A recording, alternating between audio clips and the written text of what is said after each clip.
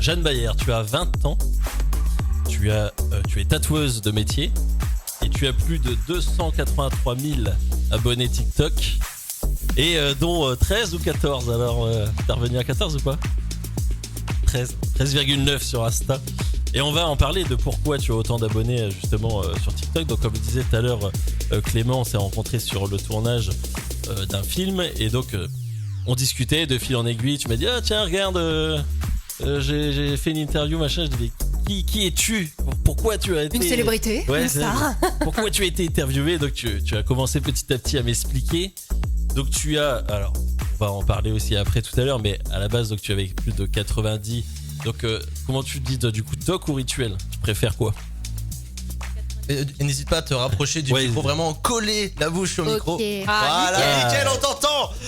Donc voilà, ça y est. Du coup 90 rituels. Ok, donc t'appelles ça plus des rituels. Bah ça s'appelle des tocs, mais c'est des rituels qui sont liés au toc, quoi. Ok, d'accord. Et ben justement tout ça on va en parler. Oula, tu m'as Clément il m'a monté d'un coup là. Non, faut vraiment que tu essaies de parler un tout petit peu plus fort et bien proche du micro et un tout petit peu plus fort parce que sinon si je monte Valentin qui parle bien fort, déjà qu'on l'entend trop. Déjà qu'on l'entend trop, donc voilà, n'hésite pas à parler bien fort devant le micro, il y a pas de souci après Jeanne. Donc Jeanne, dans ta vie, quand est-ce que se sont déclenchés justement un petit peu quand est-ce que ça a arrivé ces tocs? J'avais 10 ans. C'est rituel, pardon, excuse-moi. Ouais, j'avais 10 ans et c'était pendant mon passage entre la primaire et le collège. Ok. Voilà. Donc après, ouais, c'est ça. Alors justement, ça, est-ce que tu t'es rendu compte assez vite que tu avais ces rituels qui s'étaient installés ou est-ce que c'est un truc que tu te rends pas forcément compte sur le moment et c'est un jour tu te dis, effectivement, je suis arrivé. Au début, tu t'en rends pas trop compte parce que tu te dis que c'est des petites choses comme ça que tu fais et qui vont passer, quoi. Et en fait, c'est au fur et à mesure du temps et du temps que ça te prend toi-même à ritualiser que tu te dis, ok, là, il y a un problème. Et aussi, c'est ton entourage qui te prévient que c'est pas normal tout ce que tu fais. D'accord, parce que du coup, ça, c'était quoi les premiers signes? C'était quoi les premiers tocs que tu as eu au final? Enfin, si tu reviens dans quelques années en arrière, donc c'était il y a 9 ans, 9-10 ans, c'est ça? Ouais, c'est ça. Donc en plus, c'est jeune. Alors du coup, qu'est-ce que tu faisais? C'était par rapport à l'hygiène, c'est ça? Oui, bah je me lavais les mains énormément, beaucoup de fois dans la journée et beaucoup de fois en un seul lavage. Je pouvais me laver les mains 15-20 fois d'affilée jusqu'à finir un savon complet. Ah oui, d'accord. Ah oui. Je mangeais plus que ma mère, elle préparait. Je devais relaver la vaisselle à chaque fois. Je mangeais que des plats préparés ou sous vide parce que je considérais qu'il n'y avait pas de bactéries comme ça sortait d'usine. Je me lavais énormément et beaucoup de temps sous la douche. C'était infernal, quoi.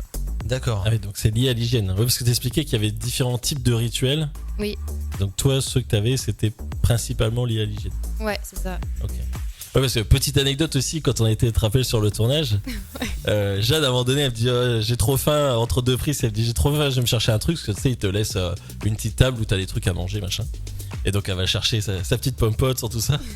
Et là elle a un gâteau. La précision. Non mais ça m'avait marqué parce qu'en fait si tu veux on en avait parlé juste avant, donc le fait maintenant de le savoir, donc elle vient avec ses petits gâteaux et tout.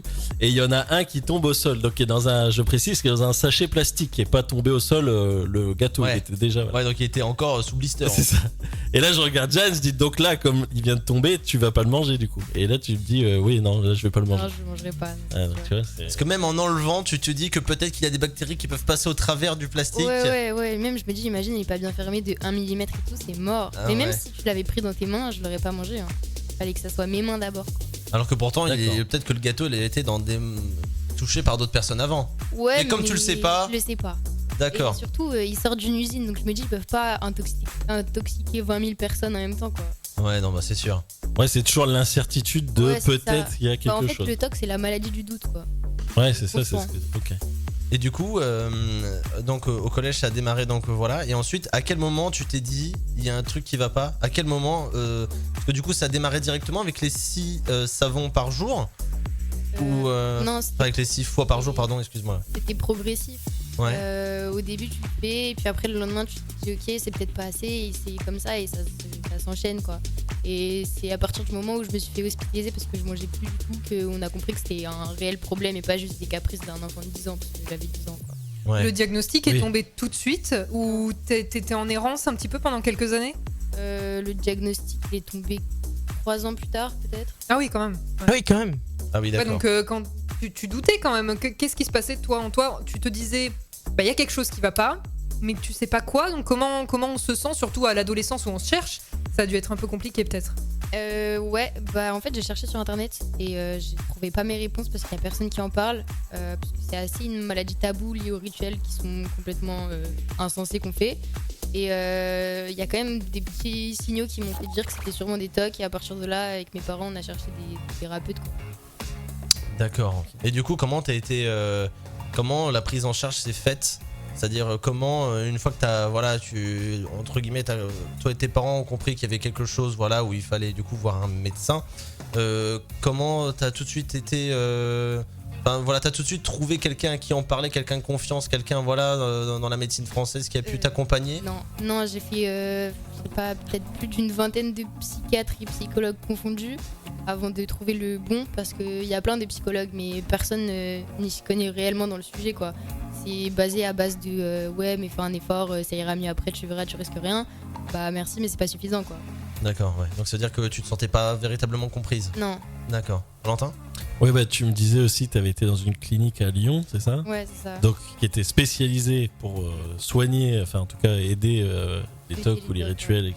Et après tu m'as dit, si je me souviens bien, qu'en gros tu pouvais... Vas-y, redis-le-moi. Ouais, en gros, c'est une clinique à Lyon où j'ai passé 6 mois. Ils sont vraiment spécialisés dans les tocs et c'est une des seules en France. Et les 6 premiers mois, ça s'est bien passé. Je suis sortie de là avec des résultats assez positifs. J'avais diminué pas mal de rituels. Et quand j'ai fait une rechute au mois de mai, en fait, ils m'ont refusé. Ils m'ont fait venir chez eux. Ils m'ont fait déballer toutes mes affaires pour me dire 1 heure après que j'avais pas ma place ici parce que j'avais trop de tocs comparé à avant. Et qu'après avoir passé 6 mois chez eux, après avoir passé 6 mois chez eux, j'étais censée être soignée. Donc c'est juste leur ego qui a pris un sacré coup, mais du coup ils m'ont laissé dehors alors que j'arrêtais pas de dire que j'étais au bord du suicide, quoi. J'arrivais plus à manger, à sortir, à dormir. Enfin, c'était horrible et ils m'ont laissé à la porte. Ah oui, d'accord. Ça veut dire C'est grave. Là, donc c'était au moment où tu devais aller à l'hôpital où entre guillemets tu en avais encore plus besoin, plus qu'avant. Ouais. Et ben ils t'ont dit non, on ne peut pas. Et c'était quoi leur raison? Qu'est-ce qu'ils peuvent te dire comme raison? La raison, c'était que mes rituels ne correspondaient pas à leur éthique. Alors éthique. Alors, éthique, D'accord. Ça veut dire quoi ça? C'est-à-dire que selon le règlement, c'était interdit. Parce qu'en fait, j'avais des tocs aussi de vérification. Et du coup, je me filmais pour vérifier certaines choses dans ma journée. D'accord. Par exemple, si je fermais ma porte et que j'avais peur qu'elle soit mal fermée, je me filmais en train de la fermer. Comme ça, je pouvais vérifier et ça m'évitait de ritualiser pendant 1 heure. Et ça, c'était pas dans le règlement parce qu'il est interdit de se filmer dans l'enceinte de l'établissement. Sauf que je suis toute seule sur la vidéo, on voit que moi et je dis plus rien. Et du coup, ils m'ont viré concrètement pour ça, quoi. Mais c'est quand même fou, c'est un établissement qui est censé t'accompagner. Voilà, c'est un établissement, c'est un établissement public? Non, c'est privé et ça coûte cher. Ah ouais, oh là là, ça craint. En plus. Ça craint, sérieux. Oui, donc c'est pour ça, c'est ce que tu me disais, que tu voulais mettre en avant aussi ce problème-là qu'il y avait apparemment en France, en tout cas après dans les autres pays, je ne sais pas, mais... Déjà que c'est difficile d'avouer qu'on a des tocs, c'est difficile de passer le cap pour se soigner dans n'importe quelle maladie psychiatrique, psychique ou quoi. C'est compliqué et à partir du moment où on fait toutes les démarches, parce que c'est long, il y a des mois d'attente sur liste d'attente, tu te dis ok, t'es enfin prise et une fois que tu y es, non, on te met dehors parce que ça correspond pas. Tu te dis ouais, mais vous êtes les seuls en France, donc moi je fais quoi? Tu restes chez toi et ça ira mieux. Voilà. C'est-à-dire qu'ils t'ont même pas redirigé vers un autre service peut-être plus compétent, parce qu'à la rigueur s'ils ont pas la compétence, ok, autant qu'ils le disent que te laisser. Ouais, enfin quand t'es le seul établissement spécialiste, si t'oses dire j'ai pas la compétence, c'est quand même un peu honteux, quoi. Et j'avais un traitement médicamenteux depuis depuis plus d'1 an, et du coup comme c'était mon psychiatre référent là-bas et qui m'a viré, et j'avais plus de traitement ni de psychiatre. J'étais vraiment dans la nature pire qu'avant. Alors que j'étais encore plus mal qu'avant. Comment t'as pu rebondir du coup après ça? Comment ça s'est passé? J'ai eu franchement 2 semaines où j'étais au bout du rouleau. Je pensais vraiment à mourir, mais j'étais bien entourée, donc y a personne qui me laissait faire ça, ce qui paraît logique. Et à partir de là, je sais pas, j'ai eu comme un élan où je me suis dit ok, c'est maintenant ou jamais, tu donnes tout maintenant, et comme ça si tu pars, tu partiras sans regret. C'est un peu glauque ce que je dis, mais c'est vrai. Non, mais faut en parler, il y a pas de tabou vraiment. Parce que même pour ceux qui ont peut-être qui nous écoutent et qui souffrent de troubles similaires, peut-être c'est bien, ça peut aider. Ça peut aider. Donc n'hésite pas. Et du coup je suis rentrée chez ma mère dans le Nord, et à partir de là j'ai cherché tous les thérapeutes possibles et inimaginables, et j'ai enchaîné l'acupuncture, la sophrologie, l'hypnose, les psychiatres, les psychologues, tout. D'accord. Et t'as trouvé quelque chose qui t'apaise un petit peu? Et j'ai trouvé, c'est surtout la sophrologie et les séances bien régulières chez le psy. D'accord. Et ça, j'avais c'était dit la quand sophro c'est cool. Ouais, Je c'est fais sûr. Oui. J'en ai déjà fait aussi moi d'ailleurs. Il y avait question de Lucas, oui, vas-y. Lucas, dis-nous. Et tout ça, c'est quand? Ça s'est réglé quand? Parce que. Du coup, j'ai été virée en mai. De cette année? C'était cette année? Ouais, cette année ouais. D'accord. Ah oui, d'accord. En juin, j'avais trouvé des solutions et ça allait beaucoup mieux. Mais c'est vraiment comme une sorte de déclic parce que c'est des solutions que j'avais appliquées aussi 10 ans auparavant. Enfin, pendant 10 ans maintenant, je me bats et ça avait rien changé jusque maintenant. Et en fait, je pense que le fait d'avoir vraiment été mise au pied du mur et de me dire, ok, bah là, t'as vraiment plus de solution que de t'en sortir toi-même parce que personne ne veut de toi et te comprend, bah let's go quoi. Et à partir de ce moment-là, en 2 semaines, j'avais diminué presque 70% de mes rituels. D'accord. Ouais, c'est ça ce que tu me disais, t'étais passé de 90 à une quinzaine. Ouais. C'est ça, ok. Mais c'est ça aussi je trouvais intéressant avec Jeanne, c'est que justement tu en parles librement sur TikTok et sur... Alors je sais pas si sur Insta tu fais la même chose. En fait sur Insta je rediffusionne les interviews les radios que je fais. Ok. Et donc ouais, et c'est pour ça que je pense que aussi le compte de Jeanne a bien fonctionné sur TikTok. Donc comme je disais, t'as plus de 283 000 abonnés. Et en fait, tu montrais, même en période de crise, tu te filmais et tu montrais concrètement qu'est-ce que c'était que de vivre avec ça. Ouais. Et du coup, ça a pu peut-être, je sais pas, est-ce que tu as reçu des messages, ça a libéré des paroles ou... Je recevais beaucoup de messages de gens qui me disaient ne pas savoir ce qu'ils avaient et du coup s'identifiaient beaucoup à moi. Beaucoup de messages me demandant comment est-ce que je faisais pour garder le sourire, la tête haute et continuer à vivre. Beaucoup de messages pour savoir comment se soigner ou même comment en parler à sa famille, parce qu'en fait c'est tellement honteux que beaucoup gardent secret quoi. Il y a beaucoup de clichés autour des TOC, effectivement. Ouais. Mais c'est dingue ça quand même, parce que bon, je me dis le truc de vérification, c'est pas si... Enfin après oui, peut-être que tu me diras qu'il y en a d'autres. Oui, c'est ça. Oui, par exemple, qu'est-ce qui différencie? Parce que c'est vrai que y a beaucoup de gens qui vont dire ouais, moi j'ai un TOC, je vais vérifier 3 fois si j'ai bien fermé ma porte. Qu'est-ce qui différencie quelqu'un, on va dire, qui n'a pas de TOC mais qui a ce petite chose de vérification, et toi, par exemple, si c'est pas trop indiscret évidemment, qu'est-ce qui se passe toi quand t'as ce rituel-là où tu te dis je sais pas si j'ai fermé ma porte d'entrée? Bah alors déjà il y a la différence entre les maniaques, les SOC et les TOC. Les maniaques, c'est des gens qui ont besoin que tout soit rangé ou aligné selon leur mode de pensée à eux, mais ça va pas les parasiter toute la journée s'ils le font pas. Le SOC, c'est le syndrome obsessionnel compulsif et c'est le degré un peu plus élevé de quelqu'un de maniaque, mais en dessous de celui qui a des TOC. Parce que c'est un rituel qui va faire vraiment très rapidement. Ça va lui prendre une 2 minutes quoi. Il va le faire inconsciemment dès qu'il rentre chez lui. Voilà, par exemple, nettoyer son téléphone avec de l'eau et du savon, désinfecter son téléphone quoi. Ça va lui prendre 2 minutes, contrairement à moi, ça va prendre 2 heures quoi. Parce que moi j'ai des pensées qui arrivent sans cesse en me disant non, on sait jamais c'est sale, alors que lui, il se sent un peu obligé de le faire, mais s'il le fait pas, ça va pas lui déclencher une crise d'angoisse. Ça va juste rester un petit peu inconsciemment. Oui, c'est ça, c'est ce que tu me disais, c'est que toi en fait c'est un truc qui tourne en boucle dans ta tête. En boucle jusqu'à ce que je puisse le ritualiser, sinon ça me lâche pas. Ça veut dire que quand nous on dira t'as des tocs parce que tu fais ci, tu fais ça, au final ce sont plus des socs que des tocs. C'est-à-dire en fait, le toc c'est le grade au-dessus. Ouais, c'est ça. Ça dépend du nombre de rituels, du temps passé dessus. D'accord. Valentin? Oui, non, désolé, j'étais tellement pris dans le...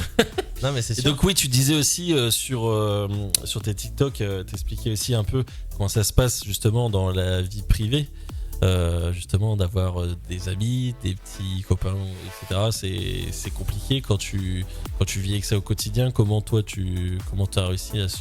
Est-ce que tu as surmonté ça? Et si oui, comment tu as surmonté ça? La sociabilité, elle est très compliquée de base quand t'as des TOC. Parce que en fait, les gens, ils jugent tout le temps. Ça peut être méchant comme juste...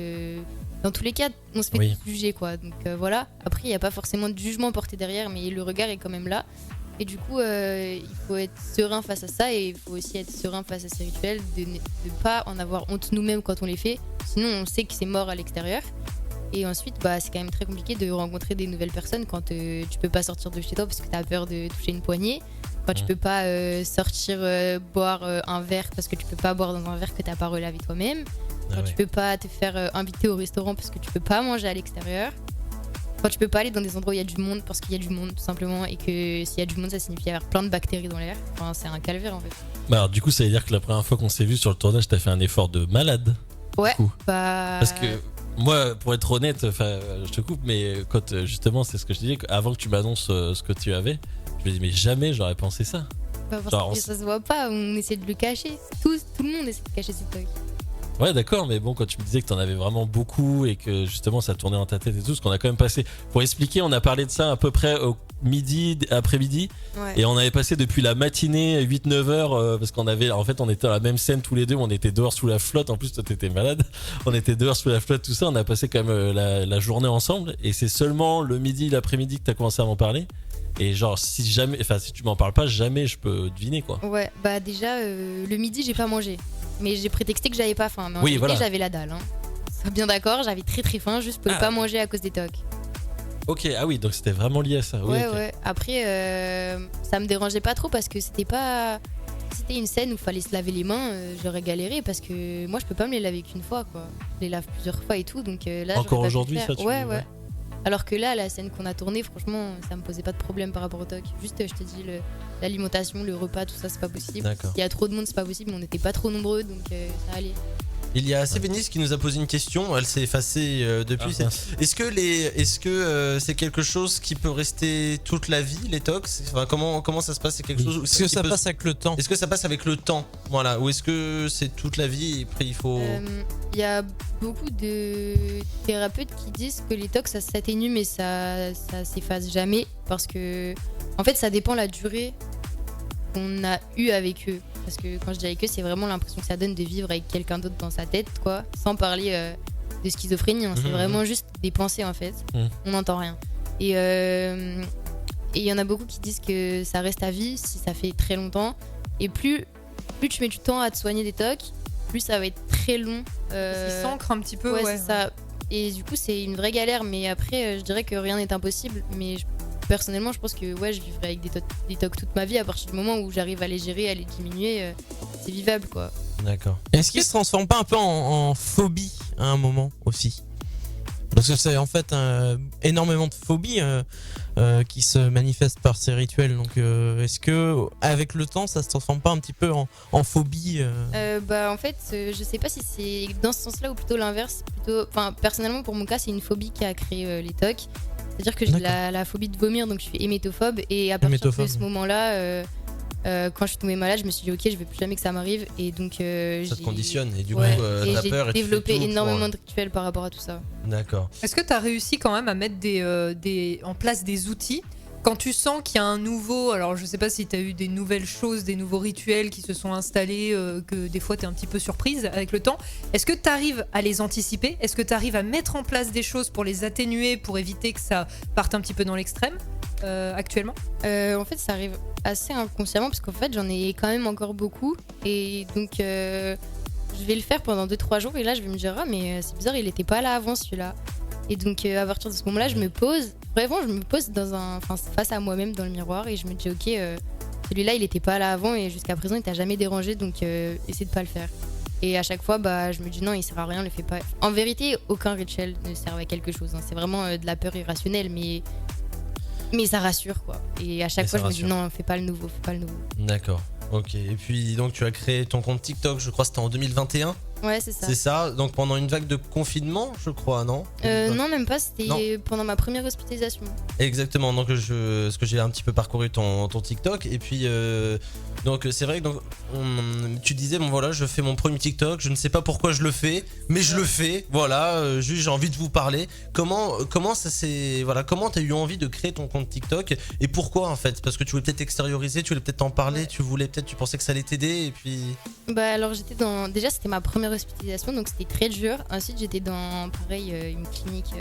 C'était pas la même que Lyon mais elle était vraiment horrible. Je pense qu'il va falloir revoir des choses au niveau de la santé dans ces établissements-là parce que franchement c'est catastrophique. d'accord. Et du coup j'étais vraiment toute seule dans ma chambre et je me sentais seule et je cherchais sur internet des tips en fait pour m'aider et sortir plus vite de là et c'était impossible parce que personne n'en parle encore une fois et je me suis dit bon bah je vais le faire de toute façon j'ai rien à perdre, je suis ici, j'ai rien à faire, j'ai rien à perdre et je l'ai fait et en une semaine j'avais 10 000 abonnés quoi, enfin c'était incroyable.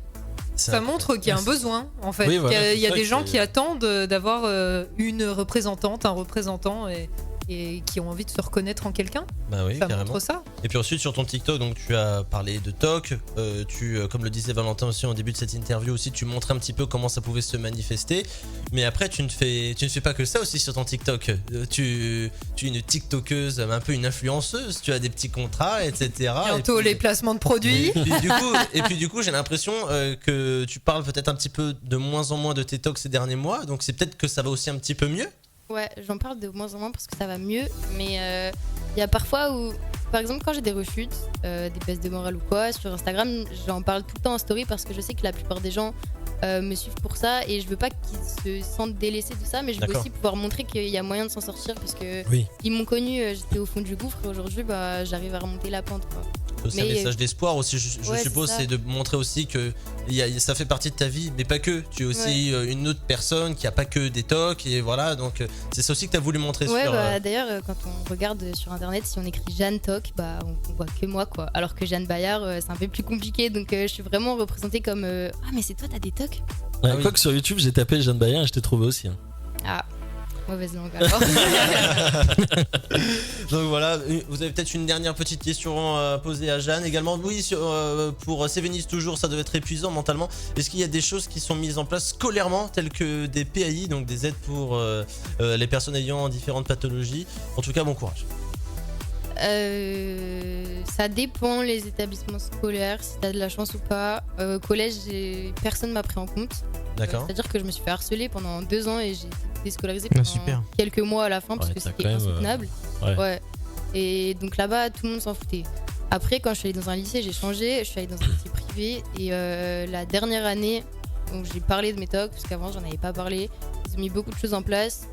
C'est-à-dire que quand on avait des examens, on était dans une salle, on était à peu près 60 élèves. Moi, je pouvais pas, donc ils me mettaient dans une salle à part. J'avais le droit d'aller me laver les mains autant que je voulais dans la journée. J'avais le droit de manger dans la classe parce qu'ils savaient que je mangeais pas le midi à la cantine. Donc j'avais le D'accord. droit de manger mes petits encas alors que c'était interdit, quoi. Mais du coup, c'était sympa. C'était plus facile à vivre pour moi. Ouais. D'accord. Mm. Et aujourd'hui, que fais-tu dans la vie? Donc t'es TikTokeuse, mais pas que. Et je suis aussi tatoueuse. D'accord. Ah. Ok. Bon, au moins, vous êtes sûr que là, niveau hygiène, si vous faites Ah bah, tatouer par Jeanne, alors c'est là, parfait oui. là. Ah bah là, oui. Allez, parle-nous un petit peu de ton métier. Du coup, on peut te retrouver où? Je tatoue à Pont-Sainte-Maxence. Ok, Un dans espace, l'Oise. Beaumanoir, ouais. D'accord. Et puis t'as peut-être un petit Insta qu'on peut partager à la radio, ceux qui veulent peut-être s'intéresser Ouais. pour venir. Mon Insta, c'est Aimer Tatou. Aimer-du-bas tatou. D'accord. Ok, bah très bien. Bah merci Jeanne en tout cas d'avoir répondu à nos différentes questions sur Open Sky Radio. Tu aurais peut-être un petit message à dire à ceux qui souffrent de la même chose que toi pour terminer. Il faut oser en parler, il faut pas se sentir jugé et pas s'auto-juger soi-même parce que c'est une maladie qu'on contrôle pas, ça vient avec les émotions, l'anxiété, tout ça. Et c'est une maladie reconnue, donc il faut vraiment pas avoir honte de ça et il faut le faire le plus vite possible pour pouvoir se soigner, mais tout est possible. Et ben voilà, Merci, c'était Jeanne. le mot de la fin. Merci Merci beaucoup. beaucoup Jeanne d'avoir répondu Merci Jeanne. à nos différentes questions et puis d'être venu nous voir donc sur le plateau du Showtime sur Open Sky Radio.